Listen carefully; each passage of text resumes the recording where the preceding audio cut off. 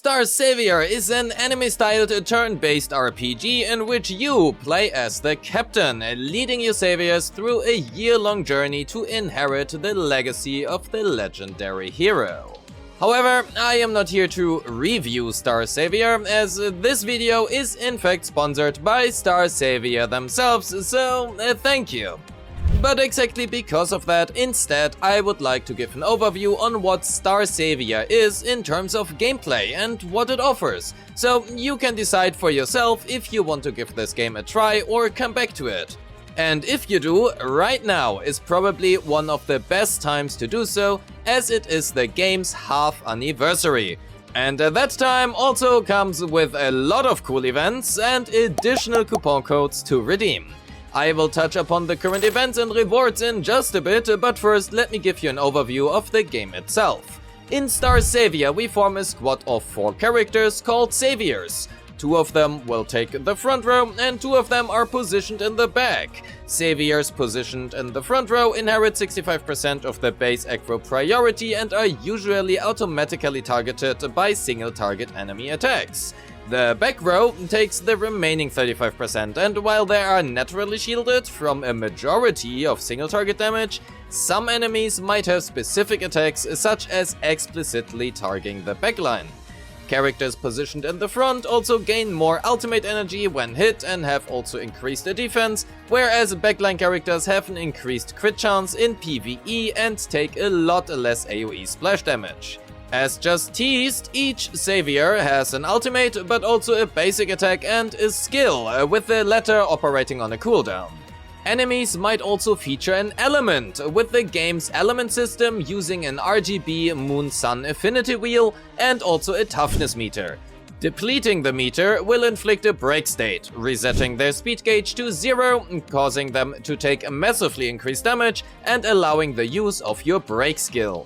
Or in other words, the game has everything you would expect from turn-based combat, albeit some intricacies, such as the positioning, make for some interesting choices that actually matter. The game features various progression systems, with the probably most important one being a roguelike training simulation called The Journey. This is where you can create a so-called Stellar Archive, which are effectively just equipable items that grant a massive stat boost and also allow you to unlock passive talent trees called potentials. Before a run, we equip a deck of cards that will determine what type of stat training nodes appear during the run. For example, usually you would want to prioritize strength and focus cards for attackers and HP and protection cards for tanks. Each action will consume energy and affect the character's mood.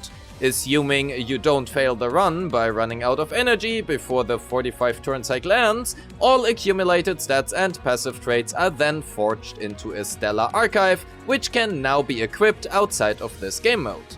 Alongside the Stellar Archives, each savior can also hold up to 6 pieces of equipment that are subject to a multi-layer of RNG, such as random main stats or substat upgrades. This is not necessarily anything out of the ordinary for gacha games, but I feel like it should be mentioned. And speaking of gacha already, lastly I want to point to the gacha system, which is unusually consumer-friendly. Well, at least as consumer-friendly as gacha systems can be. The banners have a 4% SSR rate, with a 2% chance for the featured character or arcana. Every pull also provides you with a 1 token, and at 200 tokens you can manually purchase the featured character or arcana using those instead. Tokens never expire and also carry over indefinitely between various banners.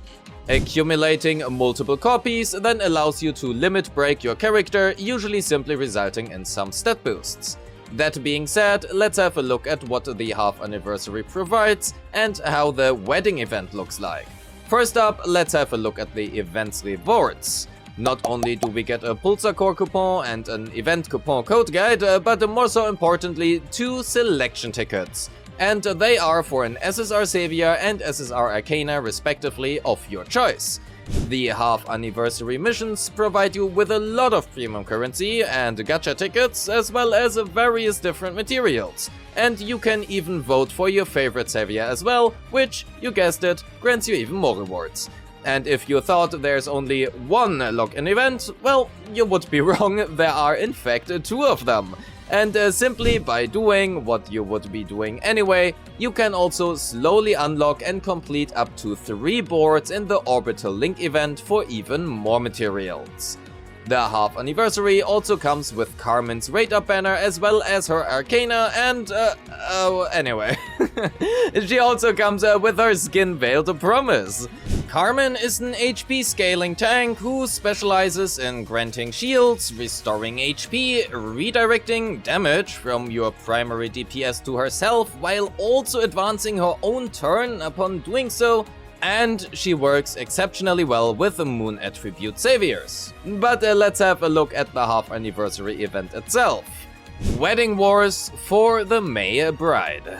Through various event missions and dailies we can obtain points, which we can then exchange for some shop tickets and also some materials, and special missions might directly provide you with a large chunk of shop tickets. And these shop tickets we can then spend, you guessed it again, in the event shop. With over 45 pulls in total and an absolute overload of all kind of different materials, you definitely do not want to miss out on these ones. That being said, let's also have a look at the gameplay of the Wedding Wars for the May Bride. For the lore enjoyers, we of course have the story mode, and for the combat enjoyers, we have the assault and challenge modes.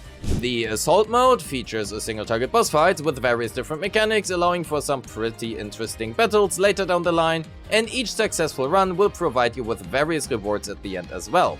And the challenge mode does so as well, and also provides you with, well, a challenge. Or also a very clear defeat if you ignore the combat power recommendation as much as I did. Generally speaking, the half anniversary provides you with a lot of rewards, as well as a super cute story centered around Carmen and Appendel, who we can, by the way, conveniently select via the SSR selector, and hence there is no better time to either get back into the game or start it than now. And the best way to do so is by clicking my link in the description or pinned comment and download STARSavior today.